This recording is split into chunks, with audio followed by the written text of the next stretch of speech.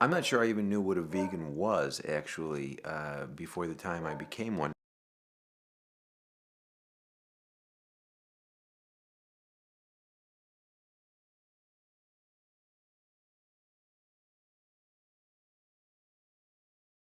I became a vegetarian in 1978, I think it was, after I visited a slaughterhouse. And I stopped eating meat immediately. I ate fish for about another year or so until I read something about fish being sentient. I wasn't sure if fish could feel pain. And then in 1982, I guess it was the fall of 1982, I was clerking for Justice Sandra Day O'Connor on the United States Supreme Court. And uh, Capitol Hill at that time was a rather economically depressed place. There were a lot of stray animals, many stray animals, and they would often get hit by cars. It was quite terrible. I remember once having an injured animal, and I called the Washington Humane Society, and they sent over the disease control officer, who was a woman named Ingrid Newkirk. And so she came to the court and she picked up the injured dog. And we got into a discussion about, she said to me that I should consider becoming a vegetarian. And I said, well, I was. And she asked me if that was for moral reasons. And I said, yes, indeed it was. And then she told me that she and her friend, Alex Pacheco, had just founded a group called People for the Ethical Treatment of Animals. And that Friday night, she and Alex came over and had dinner at our house. At some point in the evening, Ingrid went to the refrigerator, and she saw that I had milk in the refrigerator, and cheese and ice cream in the freezer. And she proceeded to throw it all in the garbage. And I asked her why she was doing that.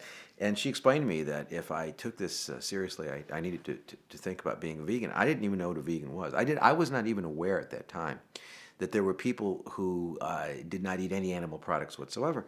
And so we had a discussion about it. And the next day she brought me a book called Fettered Kingdoms, written by a guy named John Bryant, who was British. And it was about animal exploitation as a general matter, and he basically described the use of animals and the various connections between meat and dairy and things like that. And it was about 70 or 80, it wasn't very long, it was about 70 or 80 pages. I read it, it was a Saturday, and I read the book. And I haven't eaten a dairy product since then. It became clear to me that veganism had to be the moral baseline of anything that was going to call itself an animal rights movement. And it became clear very quickly.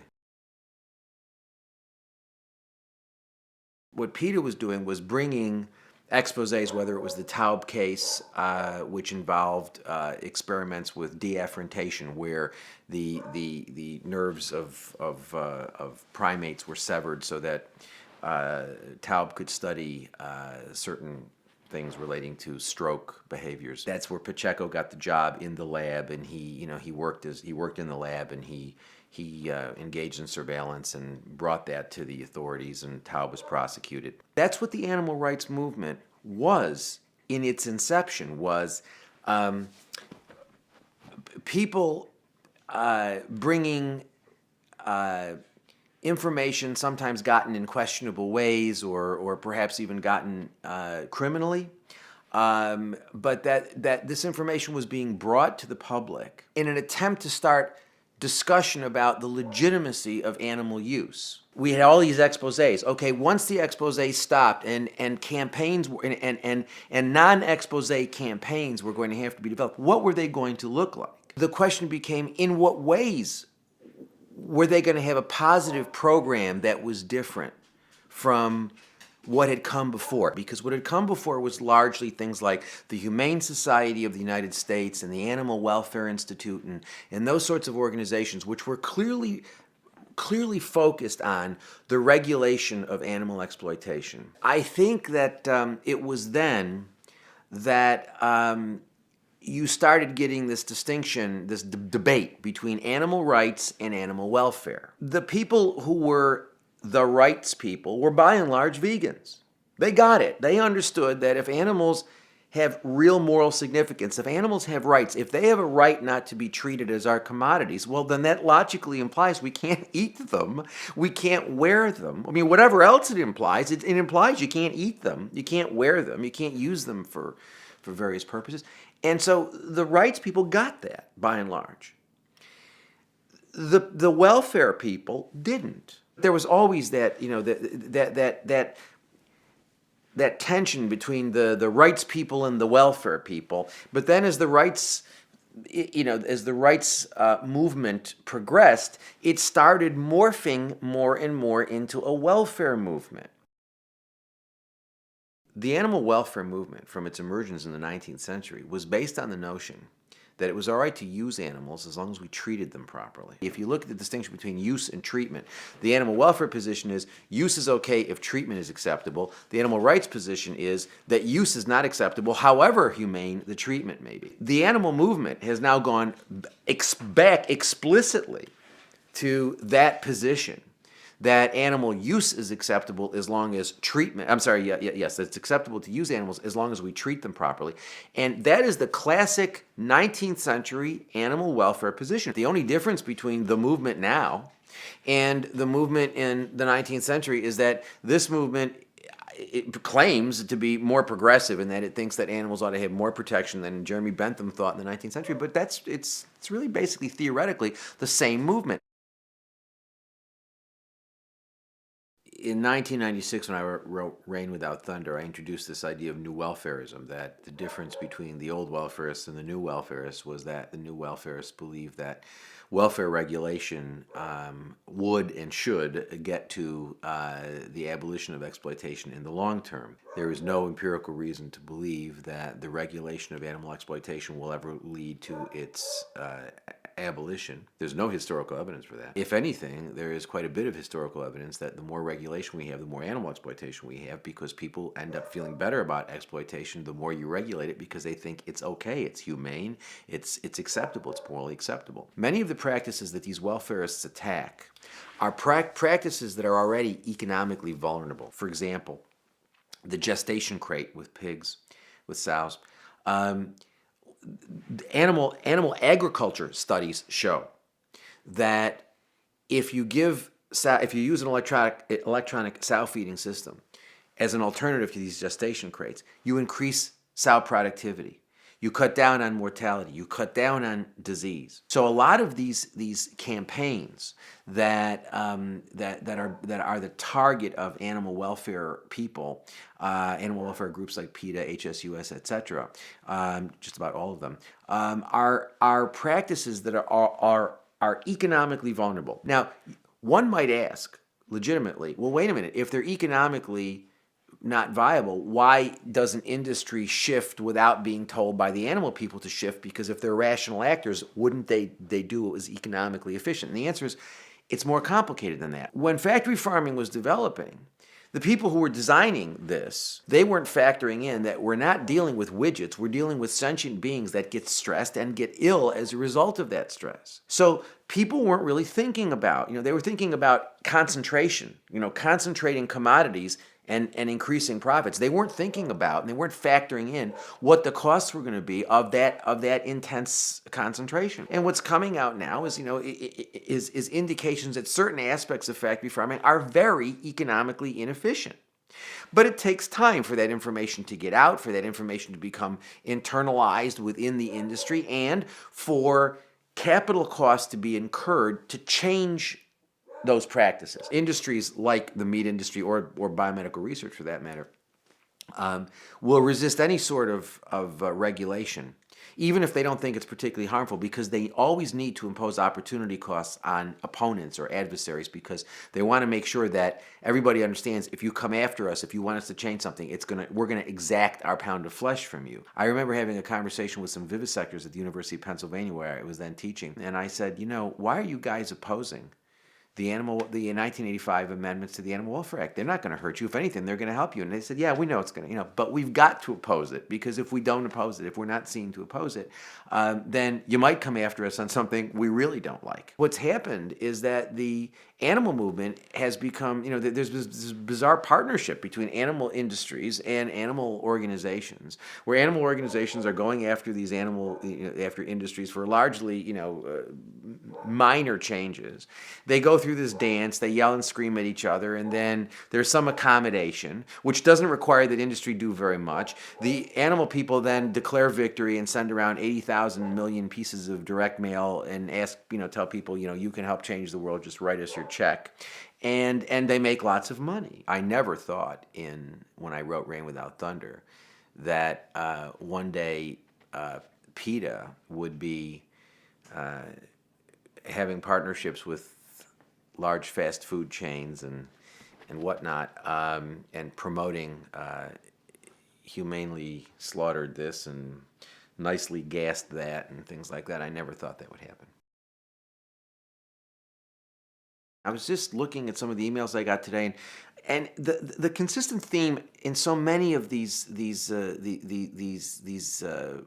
that I'm reading is various animal welfare reforms are being disregarded. I mean, whether it's there's now a move to start horse slaughter again. I have all these activists in Britain who advocated against the use of dogs in fox hunting and stuff. The ban's being disregarded. I mean, it's like all these welfare things. None of them ever really works, because we haven't changed the way people think. And as long as we don't change the way people think, it's never, you're never going to see any sustained change. But that paradigm shift has got to center on and focus on what people eat. As long as 99% of us think it's all right to eat animal products, with the best justification we have for inflicting pain, suffering, and death on 56 billion animals every year, not including aquatic animals, is that they taste good.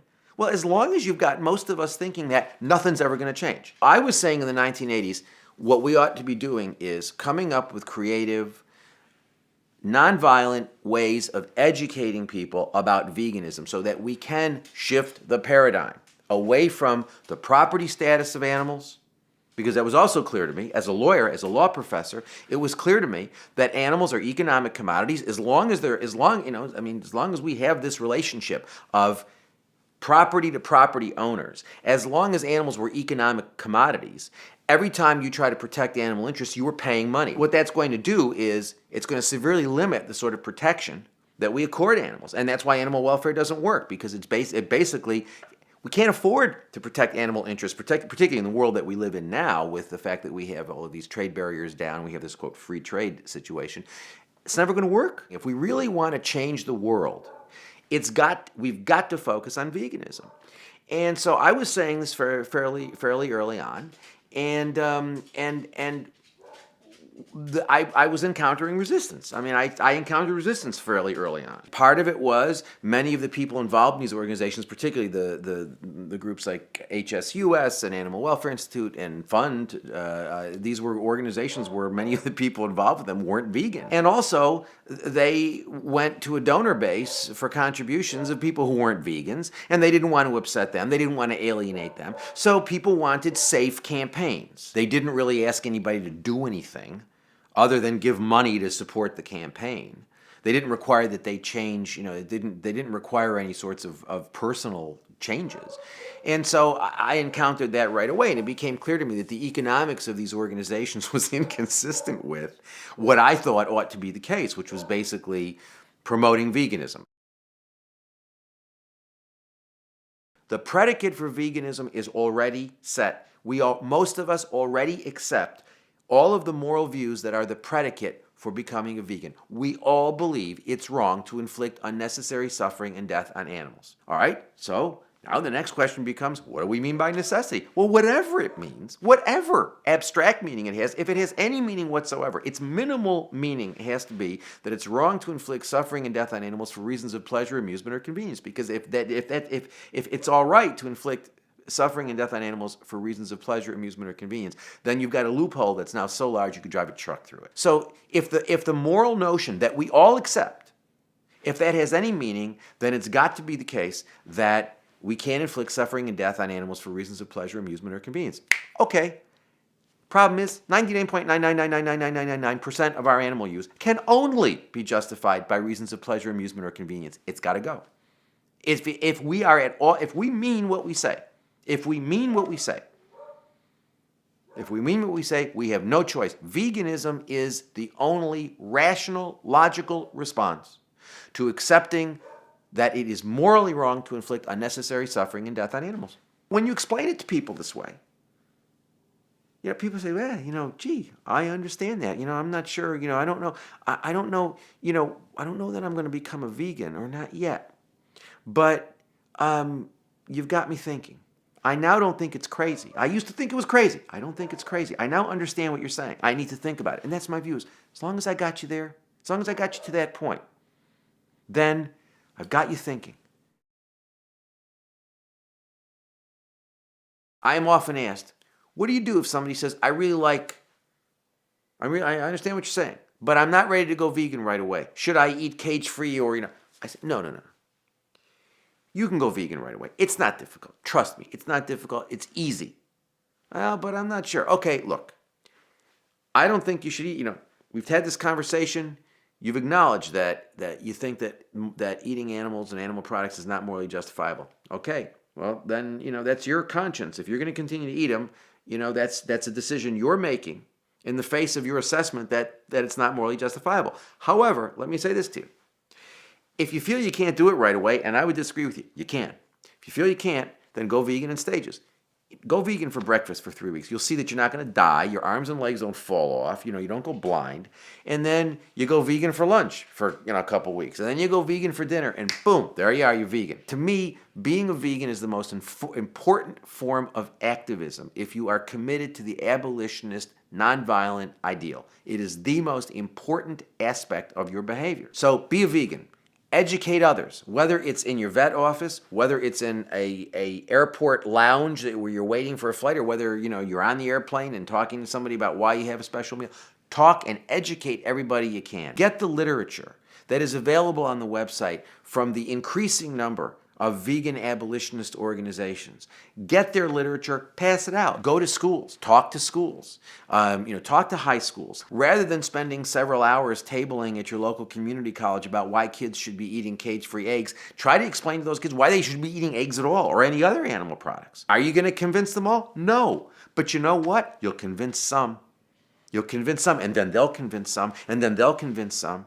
And it will grow. It's a zero-sum game. Every dollar we spend, every minute, every dollar of resource, every minute of labor that we spend focused on welfare regulation is a dollar less and a minute less of labor than we're spending on promoting veganism and abolition. Well, but what about the people who are never going to become vegan? You know what? Let's worry about those people once we've gotten everybody who will become a vegan. Once we've convinced the people who are out there who can be convinced. Once we do that, we haven't even started with that yet.